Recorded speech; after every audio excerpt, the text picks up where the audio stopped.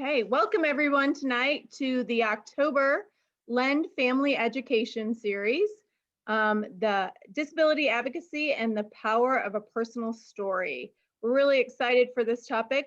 As family members, we are all advocates for our kiddos, and sometimes we just need a little extra knowledge on how about and going to do that and what to do. So we look forward to having you here. And now I'm going to turn it over to Mike Burgess with the Disability Rights Center to talk about some disability advocacy. Howdy, everyone. Let me switch presentations here.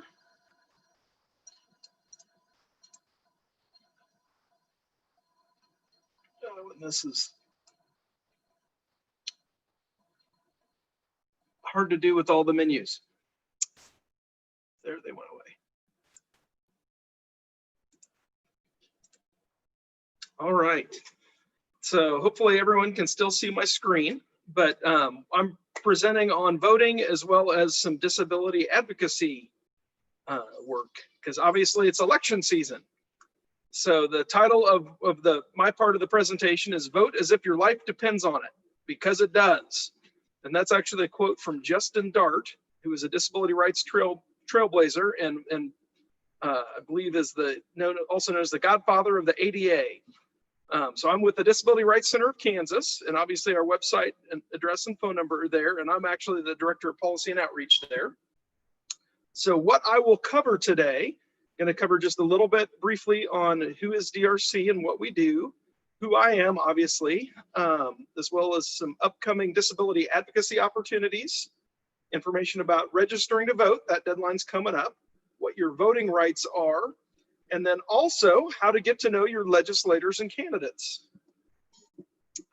So first off, the Disability Rights Center of Kansas, we are a 501c3. We're the designated protection and advocacy system in Kansas.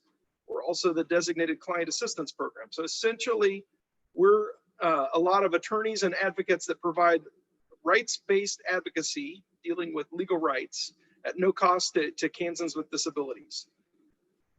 So in addition to providing those direct legally based rights advocacy services, part of our mission is educating policymakers at all levels and engaging in systems change advocacy on behalf of people with disabilities. So we're not a provider. We just try and help people with disabilities, help the systems work better and help people to access those systems. So about me, obviously my name is Mike Burgess and I covered my title already.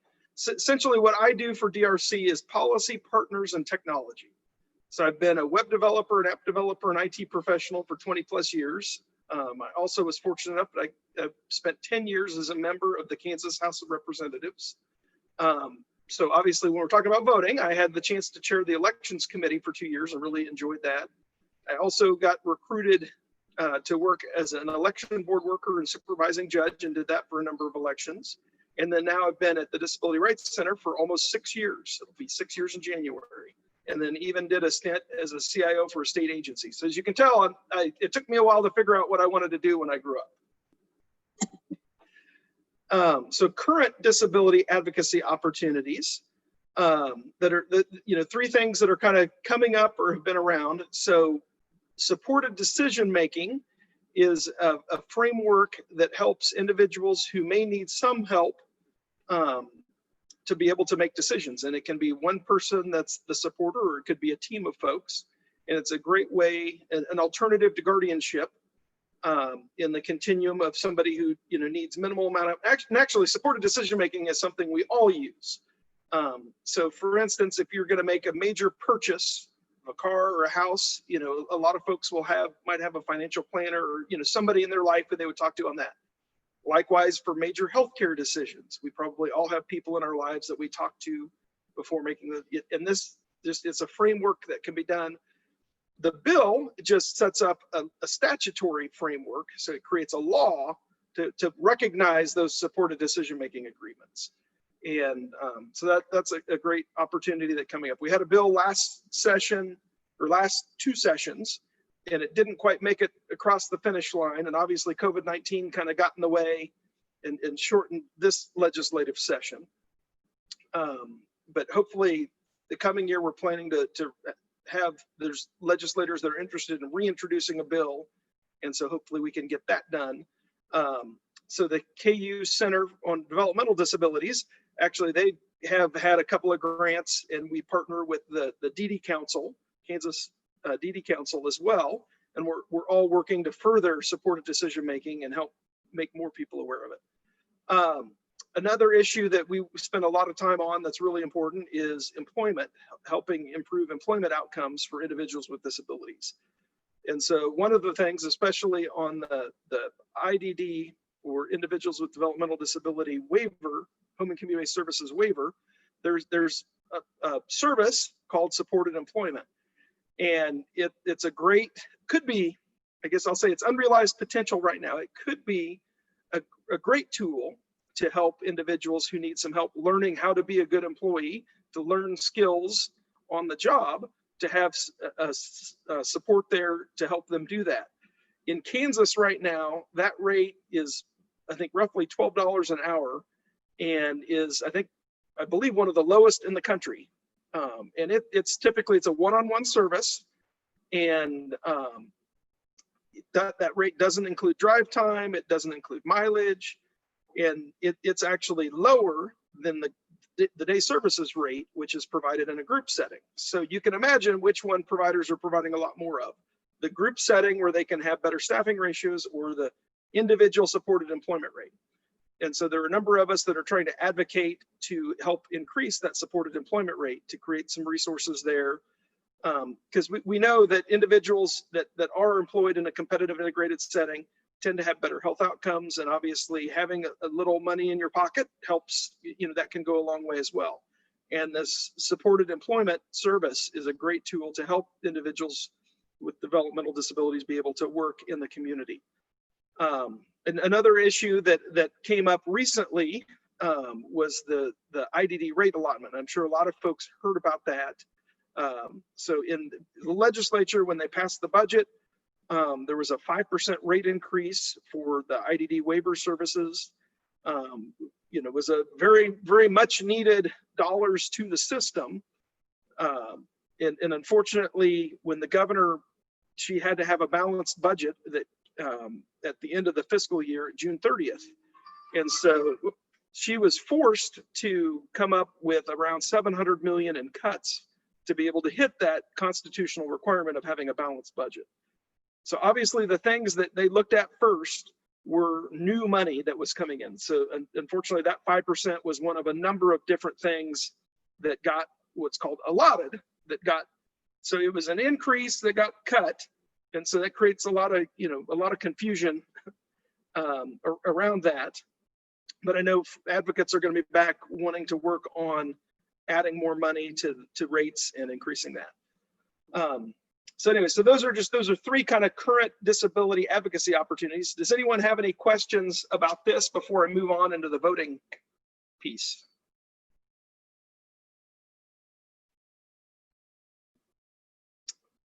All right, well, I'll keep going, and we'll have time for questions at the end as well. So now moving on kind of to the voting and registering the voting section of my presentation here.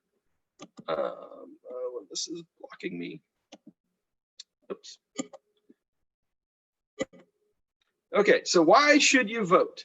So voting is a civil right granted by both the United States and the Kansas constitutions. It's very important because your vote helps decide what becomes law. And there are a number of cases where a single vote has made a difference in an election outcome. Your vote also, it helps choose the elected officials who represent you, and obviously your vote is your voice. So why is the disability vote important? Because sometimes when you're just one voter going in to make your, to cast your vote, it's hard to see how that can make a difference. But the disability vote can have a strong influence on an election. And Rocky, the executive director of DRC, he does a great job of talking about this and is the one who researched this. But people with disabilities are actually a key swing vote. Nationwide polls have shown that over the last 30+ years, that generally, as the disability vote goes, so does the presidential election. So if you look at who has won the election to become president of the United States, by and large, the disability vote has helped elect, the vast majority of the disability vote has helped elect whoever won to become president. So people with disabilities can and do decide elections. So who can vote in Kansas? You have to be a US citizen who is a resident of Kansas, will be at least 18 years old on election day, is not in jail or on parole for a felony conviction. But even if that happened, when parole ends, the right to vote begins. So, if you have a guardian, guess what? You can still vote. If you have questions about that, you can obviously contact the Disability Rights Center of Kansas, and especially do that if your guardian tries to stop or control your vote, because it's your voice, your vote, your voice. Hey, Mike, we had a quick question on that. Oh, yes. Do they need to bring their paperwork with them to the polling location so that I can help my son in the voting booth? So actually, you don't have to. I can share a flyer with you later that explains what helpers can do. But it's, and I'll get to that here soon as well. But yeah, guardianship has no bearing whatsoever on someone's right to register to vote or be able to vote. So I'll answer that further here in a couple of slides, if that's okay. So facts about registering to vote. You have to register at least 21 days before election day. So this year, that deadline is October 13th, if you want to vote on November 3rd. So that's obviously, today's the 8th. So you still have time to register to vote if you're not registered yet. You will have to update your registration if you've moved, legally changed your name, or want to change political party, or 3 of the reasons why you might have to even re-register if you were previously registered. You will receive a voter registration card in the mail within 30 days of registering. So what information will I need to give to register to vote? You just have to have your name, your address, a phone number if you have one. And I would recommend putting that on there because if there's ever an issue with your ballot, that would be one of the ways that the election office would contact you to help you be able to correct any issue that were to arise. And for instance, if you're doing mailing ballot and you're not on the permanent advanced ballot, someone with a permanent disability, for instance, if you forget to sign one of the affidavits when you drop it in the mail, the election office could contact you to help you have a chance to sign it, which would then help your vote to count. So there's my little plug for including your phone number when you register. You'll have to list your birth date and then the driver's license number or your non-driver identification card number. And if you don't have one of those two, you'll have to provide the last 4 digits of your social security number. And then party affiliation, but that's optional. If you choose not to affiliate with a political party, you don't have to. So that's when you register to vote. So now, how do I register to vote? You have different options. You can do it by mail. So you can either go online and print out a voter registration form and then fill that out and return that to your county election office. You can do it online at ksvotes.org. Or the third option would be to do it in person at either your county election office or a DMV. And there are lots of other places that have voter registration information as well. So what rights do I have as a voter? You have the right to vote privately and independently. You have the right to vote in an accessible polling place. And that includes parking lots, sidewalks, entrances, hallways, the voting area. Everything should be accessible. You also have the right to be able to vote curbside if necessary. So what happens there, if somebody who has a mobility challenge is unable to actually go inside the polling place, but they're in a vehicle outside, the board workers actually can bring the polling place outside to them in the vehicle. And they have an electronic poll book that they'll bring out along with an electronic voting machine to be able to vote safely from in your vehicle. And so that's one of the things that's pretty cool that a lot of people may not know about. You also have the right to vote on an accessible voting machine or use a ballot marking device. You can bring your service animal into the polling place with you, and you have the right to have someone help you vote. And so, and what's cool with the accessible electronic voting machine, I like those more. I may be an anomaly. but I like those more than the paper ballots, because if you forget to fill out to vote in a race, it will remind you that you haven't filled out that part of it. And you can't, sometimes a ballot there may be questions, or there may be judges and other things on the back of the ballot. With the electronic one, you can't forget to fill out the back of the ballot, which happens sometimes with folks. So who can help me vote? And the answer to that is whoever you choose. There are a couple of folks, so it couldn't, your employer, or if you're in a labor union, your union boss can't help you. But other than that, it can be whoever you want to help choose you to help you vote. Whether that's you can ask board workers to help you, friends, family, or even your support staff can help you. Now, one thing that we'll say here, if you ask a board worker to help you, typically it will be two of them will have to help you, because they have to have people of two different political parties, or two people who are not with the same political party, to help you vote. And that's one of those rules, to make sure that one party isn't trying to unduly influence. So it can be one friend, one family, one support staff, or you'll end up with two board workers. So how can they help me vote? So they can help provide whatever accommodations you need, such as reading the ballot out loud, if you'd like them to, explaining the ballot in a way that makes sense to you. And again, there's one example there. If you're having a board worker and there's a question on the ballot, they can't really say anything other than what's the explanation on the ballot. So those are in theory, the law says they're written to make sense. Unfortunately, they're often not in plain language. And that's where, if you have a friend or support staff, they can explain it in a way that makes sense to you. The board workers may not in that case. And they can also help you by filling in the blanks or making a selection on the screen on your behalf. So here's the important thing though, what your helper can't do. So they cannot make decisions for you. It's your voice, your vote. It's not your helper's vote. They can't tell you who to vote for. And more importantly too, they can't tell anyone else how you voted. They'll be breaking the law if they were to do that.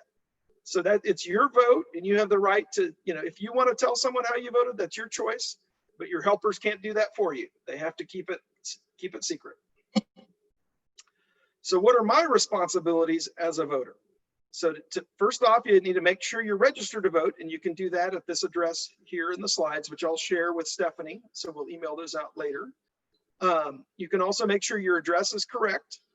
Now, Kansas is a voter intent state, meaning that if you're registered to vote somewhere that you intend to return to, that's valid even if it's not your current place. So a couple of examples would be a college student or somebody who's temporarily away from where their permanent residence is. They don't have to re-register where they're temporarily at. Also, for instance, someone in a nursing home who intends to return home, they would be able to be registered at their home and wouldn't have to necessarily have the address where they're currently residing. But it's always a good idea to make sure your address is correct, especially if you're going to have a ballot mailed to you. Know the issues and candidates. So you can see a sample ballot too, where at this address, myvoteinfo.voteks.org. Also, it's your responsibility to ask questions. If you want to know about a candidate or want to know about a question, ask questions and do it either in advance, ideally, so you can come in as an informed voter. But also, if you're going to vote in person on election day, make sure you bring a photo ID with you to vote in person. And there's a number of different types of ID that can qualify, but generally any state issued ID or school issued ID definitely would qualify. Also, consider volunteering on election day. That's really important, something some folks don't think about often, but we need more individuals with disabilities working on election day. And in some counties, you can get paid to do that. It's not going to help you to retire by any means, but certainly it's not bad. And it can be a long day, but you can also sign up to do a half a day is an option as well. So that may be something you want to think twice about right now for this election. And it's probably actually too late to do it on this election, because I know they had election board worker training has already happened in a lot of counties. But certainly in future elections, it's a great opportunity to go help make everyone aware of voting rights and be aware of individuals with disabilities. and their supports. So what kinds of photo ID can I bring? So your driver's license, your non-driver ID card, a US passport, a US military ID, a Kansas college ID, a government issued employee badge, concealed carry license, or a government issued public assistance ID would all count as photo IDs if they have your photo on there and they're currently valid. So I don't have a photo ID, what can I do? So you can still vote and you still have time to obtain one.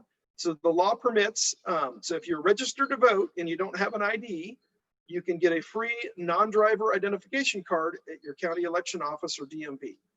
But again, you must be registered to vote first to be able to qualify for a free non-driver identification card. So here's, I'll put in a plug. So the one group of voters that don't have to show an ID, the only ones that don't have to deal with that are people on the permanent advance voting list. So if you have a disability, you can fill out the form to become a permanent advance voter. And then every election, your ballot will be mailed to you and you then can vote by mail. So this is the only exemption to showing a photo ID. So I'm ready to vote. What are my options? You can vote by mail with an advance ballot, which is, and you can do that one time if you want to vote advance by mail on this one election, or if you have a permanent disability, you can register to be on the permanent list. So if you have a permanent illness or disability, you can apply for that, fill out that form, and it's fairly simple. I helped a friend who's on here today, helped her sign out, register for the permanent list. So that will come, so that on the 14th, those ballots will be mailed out, and within a few days, they'll have their, well in advance of the election, they'll have their advance mail ballot. So you can vote at your assigned polling place. There are often churches, schools, libraries, and other public buildings, and you can find yours at this address again. And typically, if you're voting on election day, it's from 7 a.m. to 7 p.m. One thing that's neat that's come about here in the last, couple decades has been you can vote early at the county election office, and sometimes there's other advanced satellite locations where you can vote in advance of election day. And I've done that a number of times where my wife and I will go to the election office early and avoid the lines on election day. And it's nice to go do that, and you get your I vote sticker, or this year they're actually giving away a stylus and a pen and a stylus. So actually I have that sitting right here. So I got one of these in August. So what if there's a problem on election day here in Kansas? Well, call the Disability Rights Center of Kansas. You can call our 877 number toll free, or you can call the election protection, which is 866-OUR-VOTE, or another option. But yeah, definitely, if you see something you have questions about, definitely call one of these two numbers. And then here are a few other resources. The DRC Kansas website, we have a voting project there, voteks.org, vote 411, and then saveusa.org, which is a resource put together by self-advocates, and then 1-866-OUR-VOTE is another one. So now this is actually one that I think I'm really passionate about and want to encourage everyone to do. Get to know your legislators and your candidates. How do we, as people with disabilities and supports and friends and advocates, how do we influence elections and help our elected officials to know what our issues are and know how to represent us? You got to get to know them. And because I can tell you, as a legislator, I was in there for 10 years. I talked to everyone I could. I went to lots of different meetings and tours and places where I was invited to go. And, it really wasn't until I delved into disability advocacy and delved into it day in and day out that I really got an appreciation for the challenges that exist with all the different programs to help serve individuals with disabilities. And it's been, so it's helped me a lot now that I've delved into this and tried to understand, the complexity, all the different agencies and entities and programs. The legislators, there's no way for them to know this unless they happen to have a loved one, with a disability. And so, it's incumbent upon all of us to get to know them. And you want to do that before you need something from them. the nice thing is when there is an issue, if you've met them in advance and maybe emailed them a time or two, when they get that email from you, they're like, oh yeah, that's Joe. I remember Joe, from when we had coffee together. So you can, it's really easy, in these day and age too, a lot of people are doing virtual things and a lot of folks aren't participating in them. So, call or email them. You can go to attend a candidate forum, whether it's in person or a lot of them are via Zoom or virtual. The other thing I want to encourage everyone to do is participate in an advocacy day. So get to know them now during the campaign, because that's most of them are pretty accessible. That's one thing that's really cool in Kansas. Our representatives only represent about 20,000 people, which compared to like a Texas or a California or a New York or Florida it really isn't that many people. And the senators have roughly 3 times that. But, you can get to know them. And generally speaking, if you want to go visit them at the State House, if you call in advance and get an appointment, there's a good chance that you can actually go meet with them face to face in the Capitol building. It gets a little, sometimes during meetings, it's tough, but I know I always tried to make time. If I had a constituent, somebody I knew as a constituent, if I could go meet with them, I always would. And most of our legislators are like that. So definitely there's value with that. And again, get to know them. You don't have to be an expert on all the issues. You're an expert on you. And that's invaluable. I mean, just to be able to explain, if you're on the waiting list for waiver services or participating on one of the home and community-based services waivers, or if you have, receive SSI benefits, to be able to talk about that. If you've had a protected income level, it had to pay, and it's escaping me now, the fee that your providers end up having to collect from you. It's important to be able to share your experiences, and those are invaluable. And the legislators, they may not always show it, but they do appreciate it and want to hear and need to hear it from you. And so, again, even if you don't feel like the issues, it's still good to get to know them, because when those action alerts come out, you can forward, send an email to them when an issue arises, and they'll know you, and it's really cool. So there's my spiel. So I went, actually I went faster than I thought I would, but would be happy to entertain questions if there are some.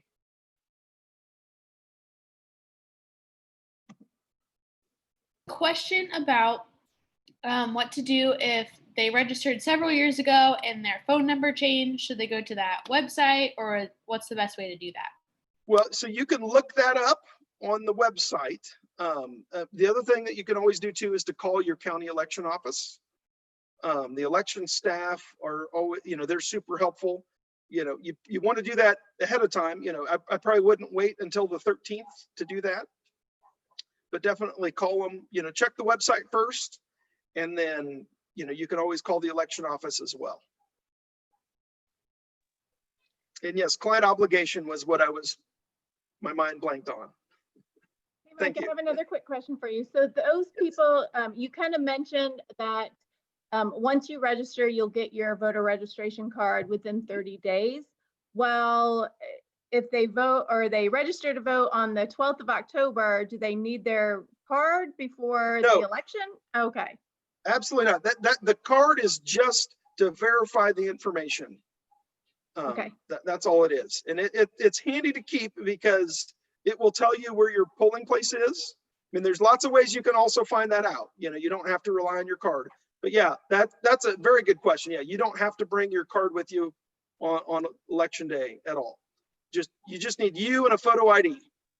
And another question, if they do register here before the 13th right now, can they turn around and quickly the same day or the next day request an absentee ballot or a mail-in ballot?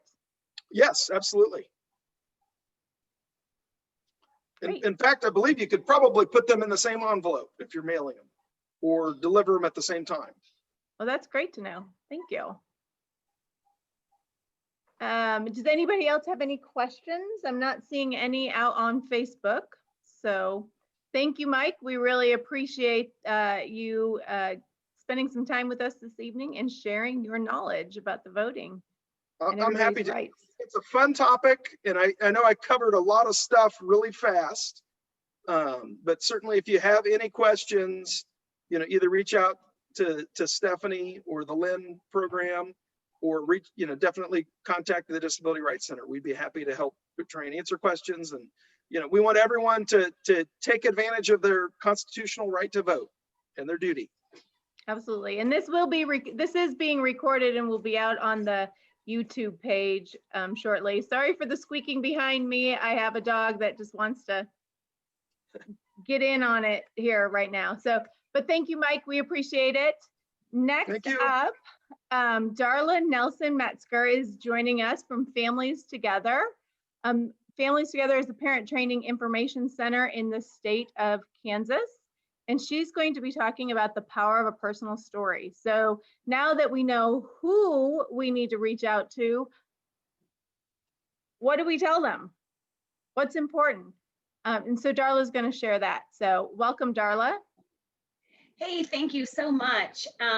Yeah, Mike provided me a really nice segue into my topic tonight, which is working for change using the power of a personal story.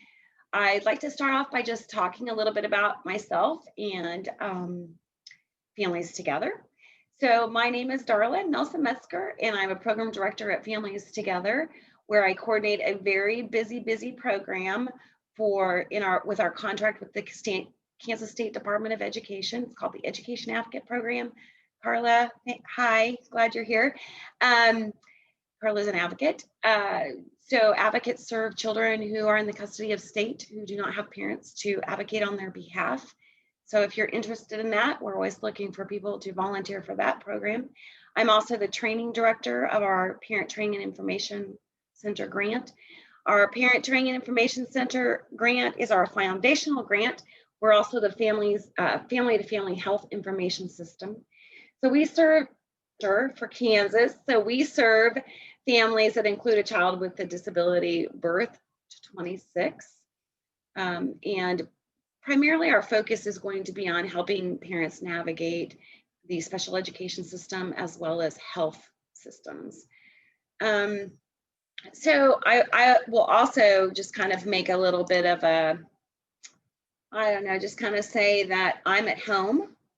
And so right now, I have 4 kids at home, and I've got a husband and I've got a dog as well. So if anybody rings the doorbell, my dog will go nuts.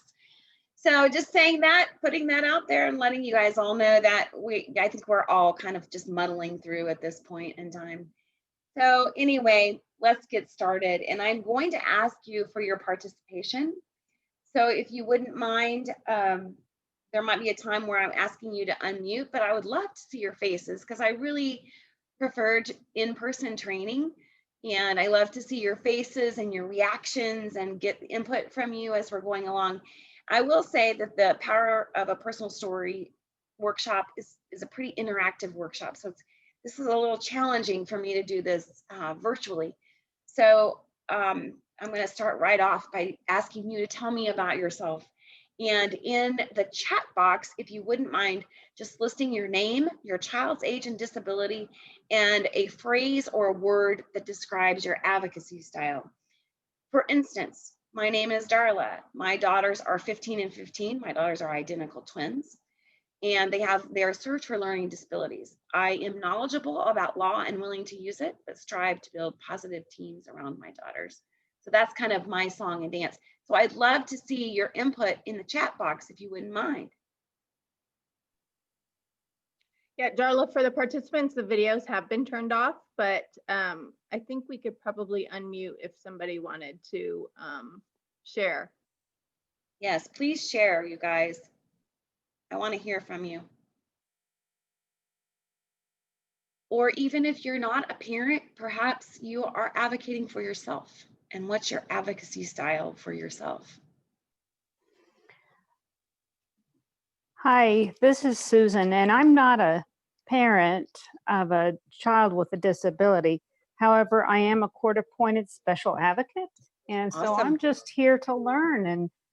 And you know, if I ever have the opportunity to advocate for a child with a disability, I would like to learn more about the legal protections that are available, and then more about the shortcomings as well, so that as being an informed voter, I can help advocate for that even before I get a disability, advocate kiddo to help.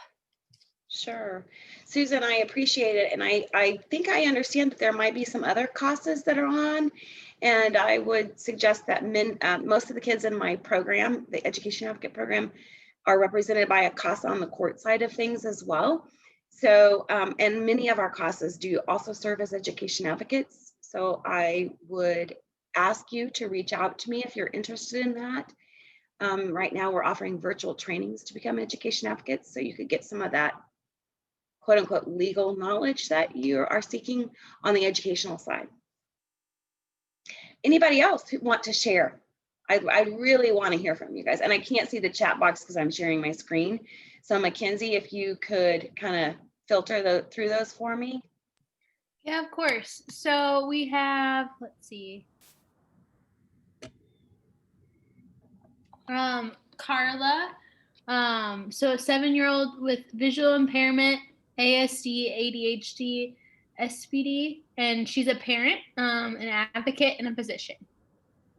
And then we have Leslie, who her daughter is 14 with Down syndrome. Sydney, she has a 23-year-old brother with autism, and she's not sure what her advocacy style is, but she'd like to find out. Okay. Great. And yeah, so Leslie's a parent and an advocate. Great. Regina, so she's a 17-year-old child, and she's a quick learner and very hands-on. Great. Candace is a self-advocate. She's 29, and she works with the state of Missouri self-advocacy program. Awesome. Let's see.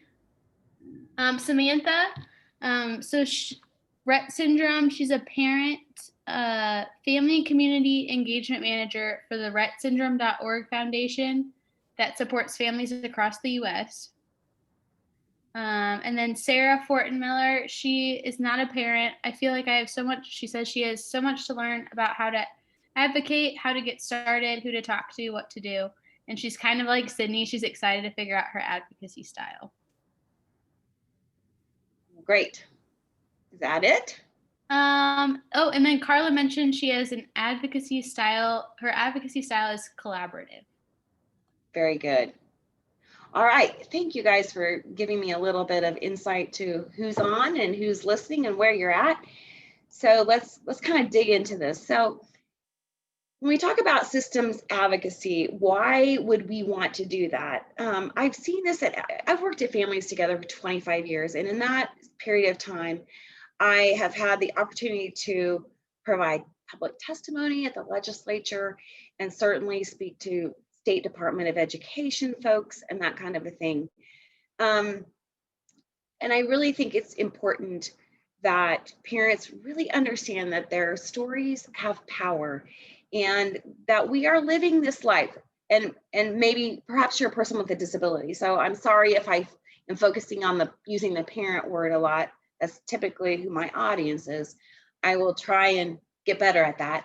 But we are people who are really living that real world experience. We are we're the grassroots people. We know, we have this firsthand knowledge about how a system is working and how it's not working.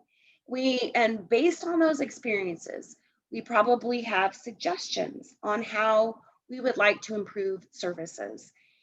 And when we advocate, we often bring along other parents or other people with disabilities. And we encourage them to participate in making a systems change. And perhaps the best example of this that I can think of right off the bat is Public Law 94-142, which is how all of our kids initially got the right to attend public school and receive educational services. And that law was originally called the Education for Handicapped Children's Act, and it was passed in 1975. So it's certainly, we know that legislators at the federal level didn't just have this idea like, hey, let's get as kids with disabilities in school, it was parents who started that movement, parents from the 60s and the early 70s who started that movement and went to their legislators and said, our kids deserve to go to school just like everybody else does. And their personal stories about their real world experiences were so influential that eventually led to the passage of Public Law 94-142, and we know it today as the Individuals with Disabilities Education Act. So again, I'm going to ask you to help me out here and have a little interaction. So why would you participate in systems advocacy? And certainly we don't have to necessarily think about the legislative process. However, that's extremely important. However, you could think about even at your own building level for your kids or your workplace if you're an adult with a disability, or state level or district level, national level. And you can even think outside of the box of disability. For instance, not only do my daughters receive special education services, they happen to be students of color. And in our district right now, we are engaging in a race relations type of focus group. And we are discussing ways in which we can improve the experiences of students with color in our district. And so I am part of that group as the mother of two daughters who are of color. And so that's a kind of a systems change that I'm participating in that is outside of the box of disability, although disability is where I'm most comfortable, certainly. But again, I want your thoughts. And again, it doesn't have to be disability. It could be something that you're doing outside of that. But why would you participate in systems advocacy? Type your thoughts into the chat box. And Mackenzie, if you would relay those to me, I'd appreciate it. Yeah, so we've had some great ones already. Carla said Awesome. To make it better for other kids, to reduce barriers to access, and to improve social justice. And then Sydney said a little bit later exactly what Carla said. And then Cassandra said to make things better for my children and other kids. And then Leslie said to, as they say, be the change. Awesome. Thank you. Sam also mentioned inclusion for everyone. Awesome. So again, and I've kind of referenced this about the absolute power and influence that parents have on systems change, particularly in the disability area. And one of the most powerful ways that we do that is through our personal stories. And so we're going to delve into that just a little bit more. Here we go. So we know that personal stories are very powerful because when you relay your powerful story, you grab the attention of your audience and you trigger feelings. We're all human beings. And when somebody is telling their story, that evokes feelings in us and holds our attention. We also know that personal stories are memorable and that they have great power to influence others. Another really good example of this is in 2015 during the Kansas legislative session. Many parents that were brought to the legislature from the Disability Rights Center and Families Together provided their personal stories on the issue of seclusion and restraint. And I can't tell you every word of every parent's story, but I can definitely tell you that those personal stories were extremely powerful and they triggered a lot of emotions in me as an audience member. And the thing that I remember most about them is the emotions that they evoked, their stories brought out. And, there was anger and there was frustration and there was sadness to those, and there was great pain to those stories. So they were extremely memorable and they definitely influenced those people, the people that were in a position to create change. And that is why today we have our emergency safety intervention regulations in the state of Kansas, because brave parents or willing to come to the legislature, which is a very scary thing, and tell their personal stories that had great power and influence over the people who were in a position to create change. So how do we write a personal story? First of all, we want to recognize that the people that tend to be the audience members of our story, or the reader of our story, we recognize that they are busy people. And so we want to keep our personal story very short, succinct, concise, and clear. I like to think in terms of one page, just the front page. I even will think in terms of 3 paragraphs, and you'll understand my line of thinking when we get down a couple more slides. So recognize that the reader or the person that's listening to your personal story, their time is limited, and choose to talk about one issue.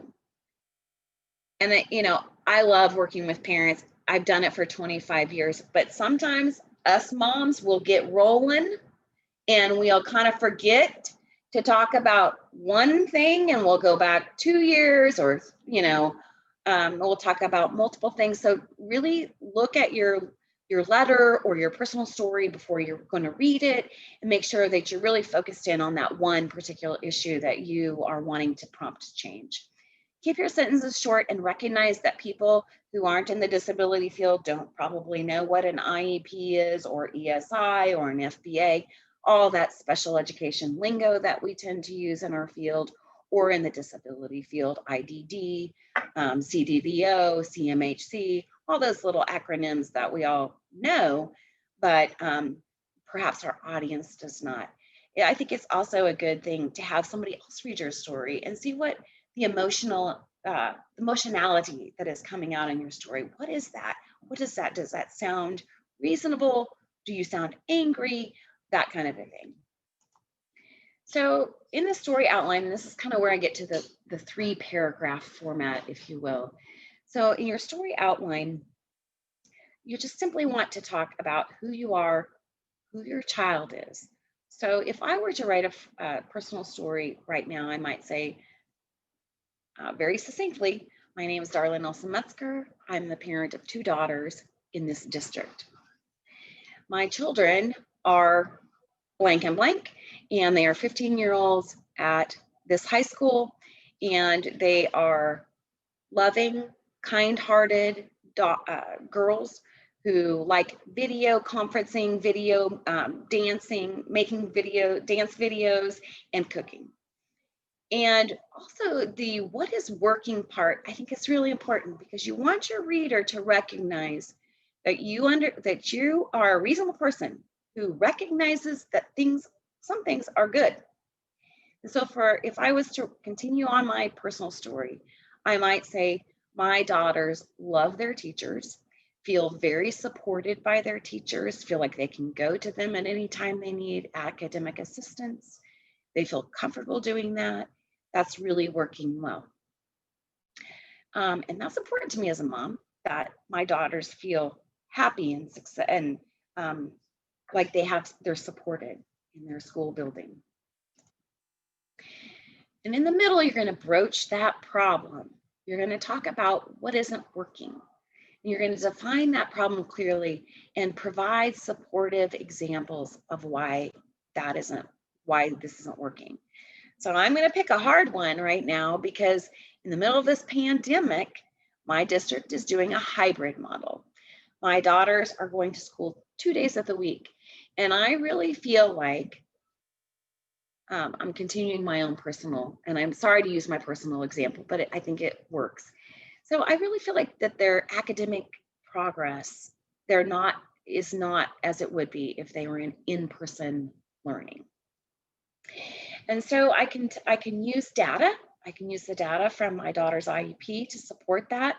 Here was their reading and math scores in the fall of 2019. Here's their reading scores in the fall of 2020, and they look very much the same. And it demonstrates to me that they're not making a lot of progress. So that kind of defines that problem and gives specific examples. And then you also want to include in your personal story the solution that you think will help. So in our district, all kids are divided into 2 cohorts right at the present time on alphabet. And so Monday and Tuesday, half of our kids go, and on Thursday and Friday, half of our kids go. And on Wednesdays, nobody goes except for students with low incidence disabilities. So one of my solutions that I might offer to my special education director is that I think my daughters should attend school 3 days a week. My daughters are served for learning disabilities, but they are not your typical quote unquote student with a learning disability. They are presently functioning about 6 to 7 years below same age peers. So I feel like that perhaps if they were to go to school on site 3 days a week, this might help with the academic progress. My other solution in this example would be that perhaps we need to discuss compensatory education. And compensatory education could take place in a longer school day. It could take place over summer months, that kind of thing. And I would be willing to talk about that as an IEP team. I know my daughters don't want to go to school. They've been offered extended school year for a few years now and don't want to go, just as no 15-year-old wants to go to school. They'd rather focus on driving. So I would really like to see them more on site. That would be my first solution, than the compensatory education. So I provided a solution. And now at the end of maybe the 3rd paragraph of my personal story might just simply say, thank you for listening to me. Thank you for helping me address my concerns. Will you agree? And then we're going to pose that question. Will you agree to help me solve this problem? Can we work together to come to a solution or a resolution to the issue that I'm having? You can also ask this person, can I provide more information? Do you need more records to review? Do you need to talk to my daughter's teachers to talk about this academic slide, if you will, or lack of progress? And how can I help provide that? And if they are willing to help me work on that problem, then I'm going to say, I appreciate your time. Who do I need to go to next to maybe get the solution I'm looking for?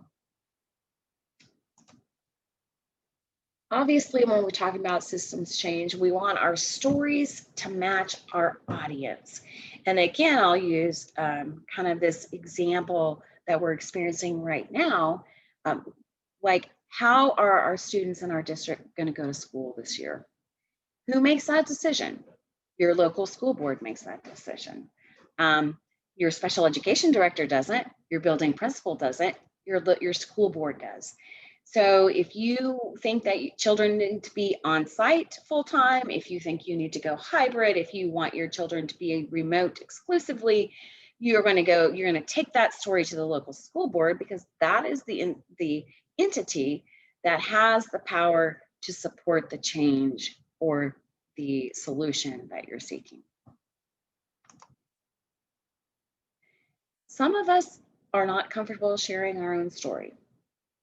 And so there are other ways to share your story. You can write it and ask somebody else to share your story for you. You could join a focus group or other small group to share your story. Again, I'm going to bring up my own personal, my race relations. I'm not a person of color. I don't feel extremely confident talking about my personal story or my experiences, because I haven't lived that. But I am involved in this focus group that some of our members are people of color, and they do feel pretty confident sharing that. And with my input, it's another way that I can help, but not put myself right out there as an individual. You could also consider writing a letter to a publication using your story to make a point, and any other way that you can think of to share your personal story without putting yourself in an uncomfortable position. I am going to talk about the legislature, and I'm not going to lie. I would be happy to present to a group of 500 parents any day. It doesn't make me nervous, but going up to the Capitol building makes me really nervous. It's really hard. As you'll kind of look at these sidebars, you'll see that it's effective to call your legislator. But it's even more effective to have a personal meeting. And the most effective way is to provide your personal story in public testimony. But you'll also know on the right side of the screen that it is more difficult to do that. And I can tell you, I'm always glad when I go to the legislature that I'm standing behind a podium, because they can't see my knees knocking when I'm up there. But again, bringing up that those brave parents who are willing to share their very painful and emotional stories about the use of seclusion and restraint that their child went through at school was extremely powerful. It was extremely difficult for them, I'm sure, to do, but we know it was effective because we now have regulations. So I'd like you to take all of your mutes off, because I want us to have a conversation. And I want us to talk about ideas that you have for sharing your personal story, or what kind of system advocacy that you think you might be interested in participating in, or what systems are needing to be changed to improve the life of your child or your life.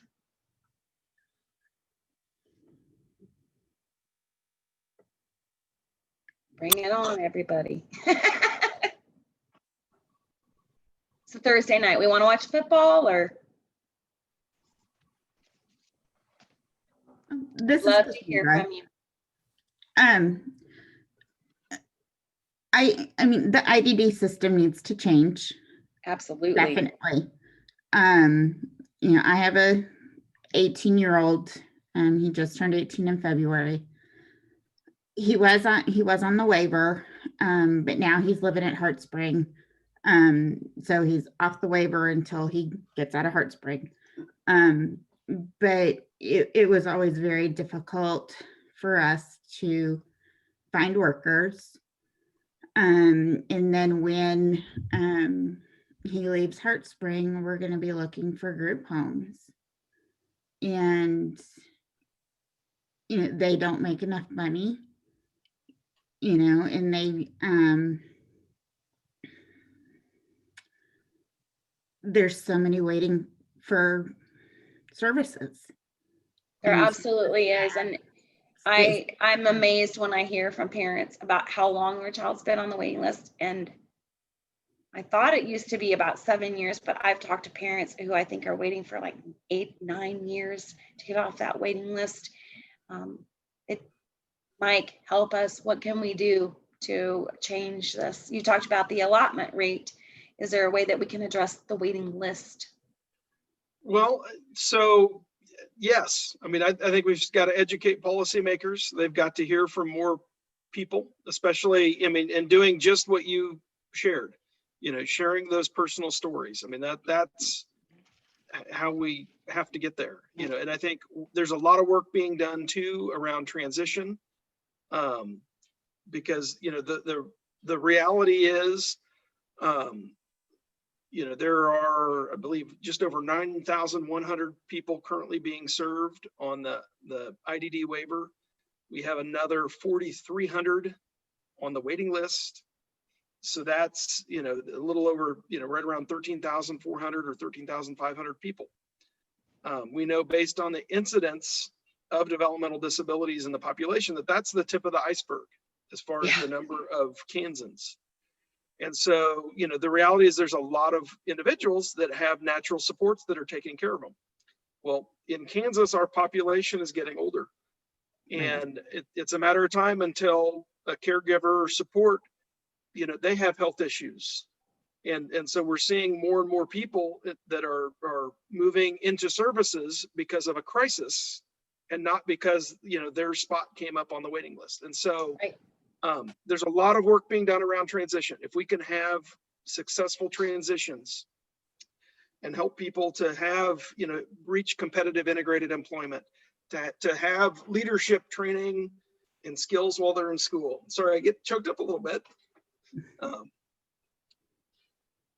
But that's how we can make a difference and we can bend this curve.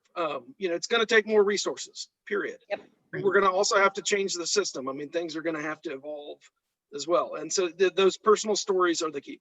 And so I'll throw out a success story for Darla. She talked about the seclusion and restraint and the legislation that we got passed. And it was a collective we that helped do it, because without the parent stories, they were very, very effective and important. I mean, that because people kept saying, well, this isn't happening. This isn't a problem. This doesn't happen in our school. Those were one incident. And without lots and lots of parents coming forward and sharing those, they were very difficult to share stories. We wouldn't have gotten that done. Well, the amazing thing is, and it's not perfect by any means, but we've achieved cultural change within schools and in the vast majority of places. And it was so cool here about a year ago, Congress had a hearing, because this is still very much an issue front and center nationally. And just in looking back, just a handful of years, because that was one of the first issues I worked on when I came to DRC. And so for the first 3 years, I can't tell you how many hours I spent, just understanding the issue, following it, and then, weighing in where we could and helping parents to be able to share their stories. And so Congress had a hearing, and one of the witnesses, it's a big deal when you get called they call them witnesses, we call them conferees here in Kansas, but in Congress, you have to be invited to come share your story. And they get typically 3 to 5 minutes to tell the story. Well, there was a teacher from Wichita area who was invited to be this witness. And it wasn't anyone we had talked to, we didn't know anything about it. Well, she was awesome. She shared her story, and she talked about how her first 2 or 3 years as a teacher were prior to having the statute and having the new regulations. And she almost left teaching. She was injured. Just sharing her experience. And after she had the training and after we had, the statutes, her whole classroom changed and became a much better learning environment. And so she was raving about this policy and the process that we have in Kansas, where a parent has to be notified immediately the same day if a seclusion and restraint is used. Thankfully, our law prohibits the use of prone restraint. You talk about, the deaths that have happened in other places. It's a tragedy, obviously. That is not legal in Kansas. Unfortunately, it still happens, but it's not legal here. If it goes on, then obviously the parent they have to reach out to notify them the same day. The next day, they have to receive a written, including information about what happened prior to the incident, what was done, the duration, and then what happened afterwards. So the parents and supports get information, because clearly, there was an issue that happened and needs to be addressed. Prior to this, it was happening over and over and over again. We also have reporting. We have required training that has to happen. There's so many good things. And so this teacher, she went and talked about all of these things, none of us, knew anything about it, but it was really cool to hear, it's come full circle when other people are there talking about the before and after and what a difference it made in her life. So that was really cool. And we wouldn't have had that had the parents not shared their stories. So it is very powerful. So I just wanted to kind of bring that real world example full circle. Yep. It's also nice to know, I'm always very happy to hear that the issues that are important to parents are oftentimes important to your teachers and your support staff, and they have a positive effect all the way around. So yeah, that's a cool example. Mike, thanks for sharing that. Anybody else want to talk about something? Darla, this is Stephanie, and I'll share. Sure. So I've been a single mom all of my son Matthew's 25 years, and really wasn't involved, just trying to, as most of us, just trying to survive. And so I really didn't take the time to advocate or learn about advocacy or anything like that. I just did, right? And it was probably about 2012, I can't remember the year now, but I decided I needed to start getting involved. because I always felt like I was behind the 8 ball. I was finding out things after the fact. So I started getting involved, and like within the first year, I got wrangled into providing testimony for the End the Wait campaign. And I said yes. And then as I was writing my testimony, I realized how emotional it is, because not only am I'm sharing things, I'm sharing my life in front of these people I don't know, but I'm sharing things, personal things about my son's life and why we need the home and community-based service waiver, why we needed the IDD waiver. And that was just, it was really hard to say the least. It was really hard, but I did it. And I felt great about doing it, you know. Unfortunately, I don't think we've moved the needle too far on the wait list. As Mike said, there's over 4,000 individuals on that. But we as parents, and especially those who are on that wait list, need to talk to our legislators, talk to them and explain why you need the help in home, why those services are going to need so much, You know, that are so important to you. Stephanie, you bring a really good point up, and that is that, you know, I've worked in this field for 25 years, and I'm just going to take an example of least restrictive environment. It's been in the law since 75. And I think, we've really not made a whole lot of progress in that area.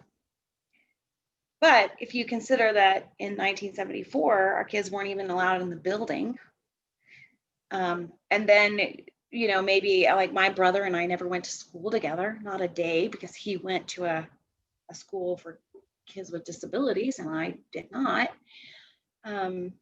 But you know, change is slow. So take out your personal story, dust it off, and keep it in the ears of those people that have the influence to make change.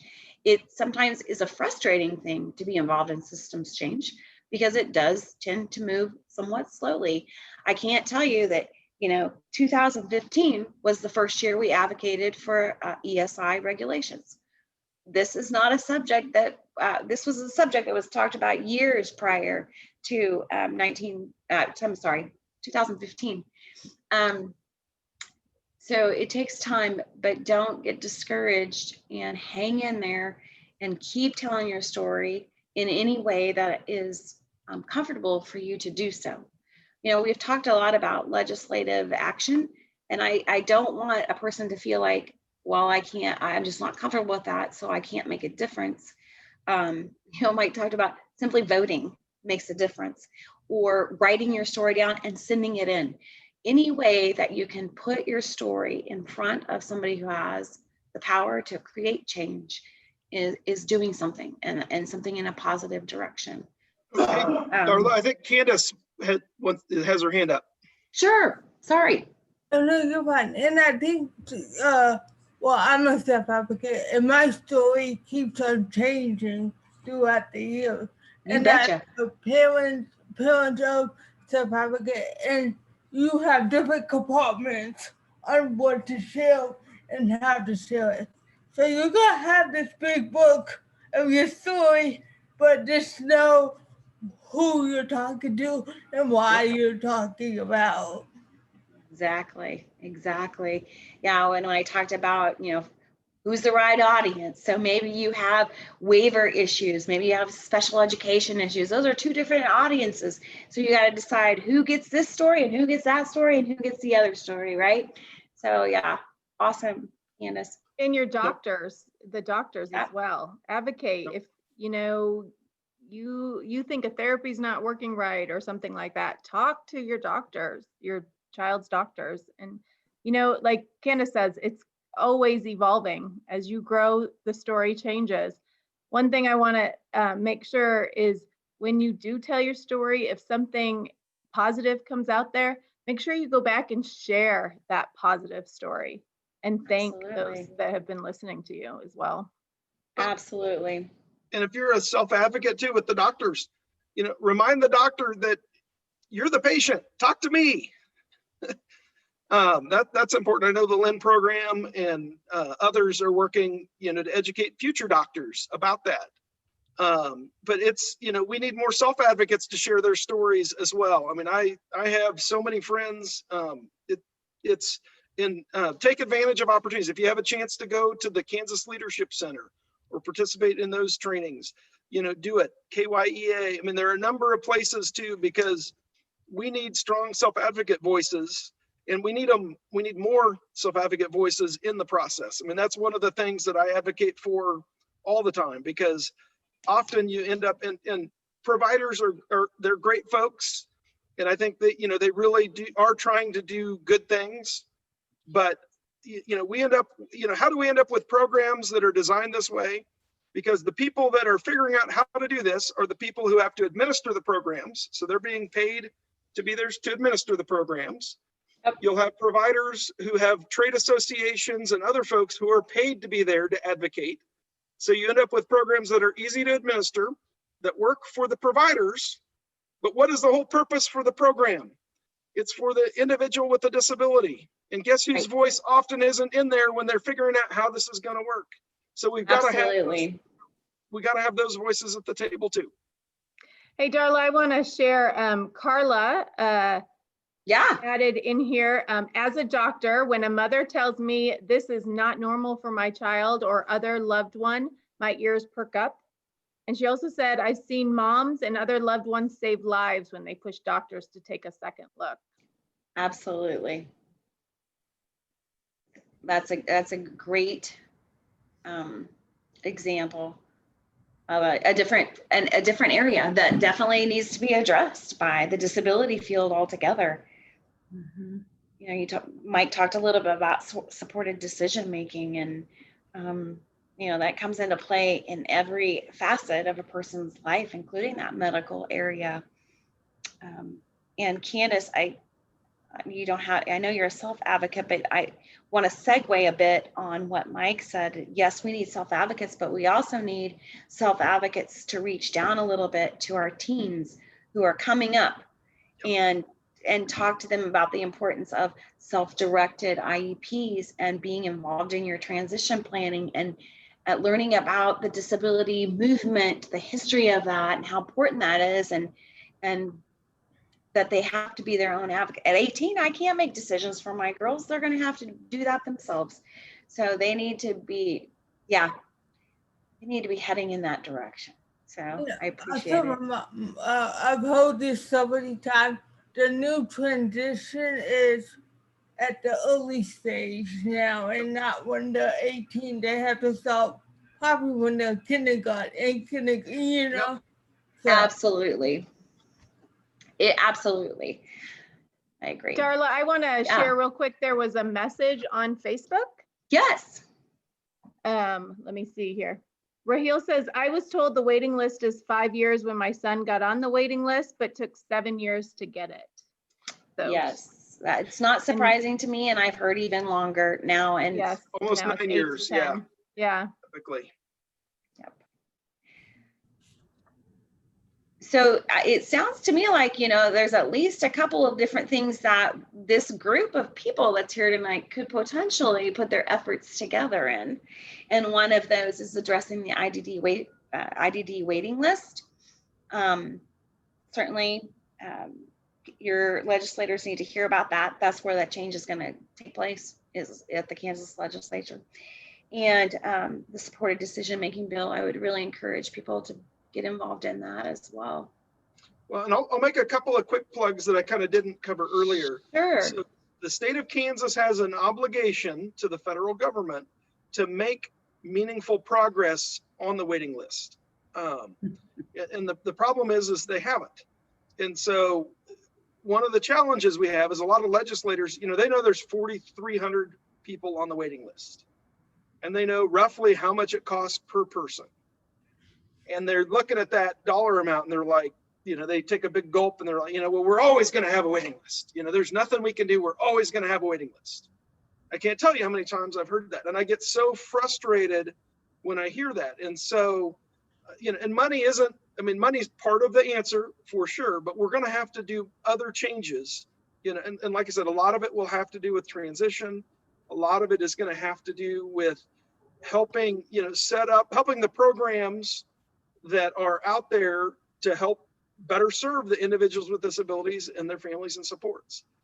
And, that's also part of this story. And so, keep talking to them, and don't be, keep pressing. If they say, oh, we're, if somebody says that to you, don't just say, oh, okay. I mean, we're going to have to make changes. We're going to have to make priorities to make that happen. And, but it's important to share that story and to encourage them with, that this isn't acceptable, that it takes 8 to 9 years because a lot of parents, it's not reasonable to have to put a person with a disability sign up for the IDD waiver when they're 12 or when they're 10. Yeah. So that they can become eligible, later on when they're likely to need those services and supports. Absolutely. And we're also, we have a new VR director, vocational rehabilitation, which is the largest pot of money to provide employment services for Kansans with disabilities. And, we've got to make that program work better. Right now, if you're lucky, it will often take, 6 to 9 months from when you apply before you'll begin the process of getting a job. And if you're somebody who just, and they'll pay for accommodations. If you have, it can potentially pay for schooling or higher education. It can pay for job training. It can pay for vehicle modifications. There's a number of things that can be paid for. You may need some accessible technology in a workplace, and VR can pay for that. So if you have a job, you need some assistive technology to be able to, do that job well. What employer is going to wait around 9 months for you to begin work? I mean, it's just not set up to work well. And Right. So for, $500 to $1,500 to a couple $1,000, you could help somebody to have long-term competitive integrated employment, making a real wage. And the program isn't set up to do that. That's a problem. And so we've got to continue to fix it. And again, these stories, like Darla was saying, are so powerful. I mean, I know that as a former legislator, that had an impact, and I've watched it as I've gone in with self-advocates and family members, to share those stories. The legislators don't want to see me. They want to see the family member who's there. Yeah, I might say, as a person that works for an agency, certainly I can provide testimony on, we've heard from, 47 families on this particular issue. Here's our data. Here's how many calls we've had, that sort of thing. But that testimony is not near as powerful as one parent coming up and saying, I've been on this waiting list for 9 years or 7 years, and this is what these are the kind of changes we've had to make to support our son or daughter, and the economic concerns that have arisen from that, and all, there's a whole bunch of stuff that goes along with that. Mhm. So yeah, like Mike said, it's much more powerful to hear your personal stories than it is an agency person or a person who's involved in the actual system, to make it easier for them to implement that program, or more economical for them to enact that program. So yeah, your personal stories are extremely influential and powerful. And I am done. So Darla, I was going to say too, we had a couple other Sure. comments in the chat. So Sam said, kind of speaking to that she shared her story at the Department of Defense Medical Research Program for funding. And she says she enjoys other families, teaching other families how to have a voice for the betterment of the team supporting their child. Yeah. She said she's enjoyed sharing their story, but it's extremely emotional and taxing to do so at times. Absolutely. On the one hand, sharing our story is easy because we live it. But on the other hand, it is extremely challenging because there's a lot of emotion that's attached to those stories. And, even earlier, I got a little teary-eyed when I talked about how powerful those personal stories were about the families that were sharing on seclusion and restraint. I literally was crying in the gallery of the legislature. And that was 5 years ago, and I can still get kind of emotional about that, thinking about what some kids have gone through in public schools. So yeah, they're tough. They're tough. And I thank you for the work that you did. I have one little tip that I have heard. If you're writing your legislatures, include a little picture of your child so that they have an idea of who your child is. They have a face to put with your letter. That makes it so much more powerful and so much more impactful to them. I agree, Cassandra. Thanks for sharing that. And also I'll throw in, even if they don't write you back, that doesn't mean your letter wasn't effective, or your email or your phone call, because they're getting it, they're aware of it, they're reading it, even if they don't always reply back timely. I mean, and it's hard because they literally get hundreds a day, and and so a day in the life of the legislature, you'll wake up and be there at 7:30 or 8 o'clock for start with the meeting at calendar review. And so they review the bills that are going to be voted on later that day. And then they'll have a committee at 9 o'clock from 9 to 10:30. And then they try and meet with a constituent or two, and then they run to the House floor at 11. And then typically there's 2 or 3 different lunch meetings that happen. And so it wasn't uncommon where I would go to 3 different places, hopefully to eat a few bites, to make sure I saw the constituents that were in town, because this was their one day when they were all in Topeka and they wanted to see their legislators. So I'd try and go visit all 3 of those meetings, sometimes 4.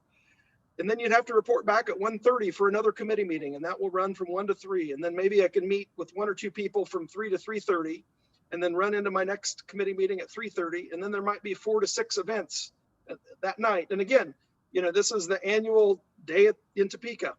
And so, they want to come see their legislator. And so then you're trying to read email in between all that and reply. And so that it's hard to get, and some do great job about it. Some, not as great, but the chances are really good that they're reading it, even if they don't reply. And so your chance of getting a reply is a lot higher if they know you, right? If they've met you, if you went to one of their coffees or a forum and just, talk to them, and again, you don't have to have an issue. It's better if you don't. Just I'm so-and-so and I live in your district and it's nice to meet you. And then that way, when you write them, you can remind them, oh, hey, yeah, I met you. I'm so-and-so from your district, always include your address. And yeah, I met you at this candidate forum, and get on their newsletter list. Most of them publish a newsletter. You're probably not going to learn a whole lot from them, but it's good to be on the newsletter so you can be aware of when their coffees are or when their forums are. Like I said, a lot of them are doing Zoom and other things, so hop on a Zoom meeting. And like I said, even if you don't participate the first time, maybe you can ask a question the next time. And, and as Darla said, I mean, it's your personal story. That's the thing you're an expert on. You don't have to know about a single bill that they're working on. We'll get you worked into the mix more. Next thing you know, we'll get you testifying at some point. But often that's the last step, because obviously, like Darla said, that's the most intimidating, hardest thing. Just having a conversation. There's another comment too. Carla said, Awesome. Disability rights advocates have been arguing for 50 years that underinvesting in therapy, education, and rehabilitation is stagger, I can't even say it, expensive. Let's just go with expensive, because it's cheaper to help bring people with disabilities into competitive employment rather than a lifetime of income support. Well, yeah, and in reality, it's not an either or. It's a continuum. But we do know that if individuals are able to transition into employment rather than to their parents' couch for 8 years, they're going to have better health outcomes. I mean, there's so many things. Their mental health is way better. The quality of life goes up. I mean, there's a lot of benefits. And so, yeah, that's is a great point. And we've got great outcomes now. I mean, I always look forward to the stories during Disability Employment Awareness Month, because that's, those are powerful. the biggest thing that we can do too is to have high expectations for our friends and loved ones with disabilities. Because, we've seen, you hear the stories of people with, really significant disabilities who can successfully work in competitive integrated settings. And it's not only better for those individuals, they make the workplace that much better. That's the really cool thing. When you talk to the employers and you hear the stories about the employers, and they're like, I couldn't imagine not having this person work here. And guess what? The more, that happens, it creates a snowball effect. And, Darla talked about, the school, the changes. The great thing now is, came after the 1975, and it's amazing, the friends. I couldn't imagine not having, my friends in class with me. So and we need to do more of it. We need more inclusion. So Robin wrote that she's going to write the legislature about the waiting list. So Robin, Robin's going to raise the heat. She will. Yes. Lead on. We know our Robin will lead on and raise the heat. So we are starting to run down in time. Does anybody else have any questions or comments they would like to take a minute? Robin, are you raising your hand or are you just waving hi? We can't hear you. Well, Robin is a great advocate. She's on for full disclosure, she is a board member of the Disability Rights Center. And she also has upped her advocacy game. She is now on the organizing committee for the Big Tent Coalition and is getting more and more involved there. She recently started attending on behalf of the Self-Advocate Coalition, the Kansas Developmental Disability Coalition meetings as well. She got appointed by Senator Anthony Hensley to be his representative on the Kansas Commission for Disability Concerns, which that's a mouthful to say. And that is cool. I know I'm forgetting something. In her spare time, when she can, she has worked at a child care center, right? And does awesome job of helping kids have a great helping care for them at a daycare center. Yep, absolutely. So I know I left out a lot of things, Robin, so sorry. Yep, we still can't hear you, but that's, yep. We can see your thumbs up. Yep. So. Well, thank you everybody for attending. Mike, thank you for presenting. Darla, thank you for sharing the information and teaching us all how to be better advocates and telling our stories and why we need to tell our stories and who we need to tell our stories to. I hope everybody on here and all those watching on Facebook take the time to get out there and tell those stories. Constantly tell your story. You never know who's listening. So just don't get defeated and keep sharing your story. Next month, we will be having, I'm trying to think of the date, November 12th. Our session will be on self-care. We as caregivers, this has been one of the toughest years. I mean, it's been tough for everybody overall, but as caregivers through COVID, it's been tough. We need to continuously, excuse me, take care of ourselves so that we can take care of our loved ones. So we'll be talking about that, and it'll be right before the holidays because you know it's going to get crazy all over again with the holidays. So thank you all. The link, if you have participated in the pre-survey, we will send you a link to the post-survey, and hopefully you'll fill it out and share more information with us. So thank you all for being here tonight. We really appreciate it. Have a good night. Thanks, everybody. Have a wonderful evening.